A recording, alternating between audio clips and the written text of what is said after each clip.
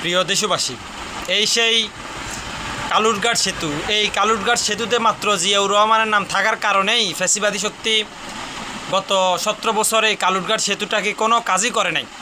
এই কালুরঘাট সেতুর কারণে বাংলাদেশের অনেক কালুরঘাটের আশেপাশের অনেক জনগণ সরকারের কাছে অনেকবার বলছে এই কালুরঘাট সেতুটা অতি দ্রুত আপনারা করে দেন, একমাত্র তারা করে নাই। এই কালুরঘাট সেতুতে বাংলাদেশের একজন স্বাধীনতার ঘোষকের নাম ছিল, তার জন্য তারা এই কালুরঘাট সেতুকে অবহেলা করেছে। তার নাম হচ্ছে মেজর জেনারেল জিয়াউর রহমান।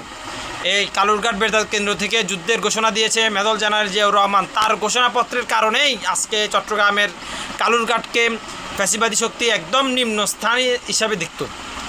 এই আমাদের অন্তর্বর্তীকালীন সরকারের প্রধান উপদেষ্টা ডক্টর মোহাম্মদ ইউনূস পরশু এই কালুরঘাট সেতুকে পূর্ণ শক্তিতেও আন্তর্জাতিক মানের কন্ট্রাক্টরের মাধ্যমে এই কালুরঘাট সেতুকে নির্মাণের ব্যবস্থা করছে। এই নির্মাণের যে পুস্তক লিখে সে তার নামে রাখে নাই।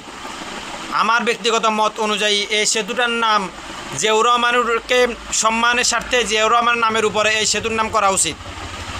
আমরা বাংলাদেশের তরুণ প্রজন্ম মনে করি বাংলাদেশের স্বাধীনতার ঘোষক মেজর জেনারেল জিয়াউর রহমানের নামের নেতৃত্বে জিয়াউর রহমানকে সম্মানের স্বার্থে এই কালুরঘাট সেতুর নাম ঘোষিত হোক জিয়াউর রহমান কালুরঘাট সেতু।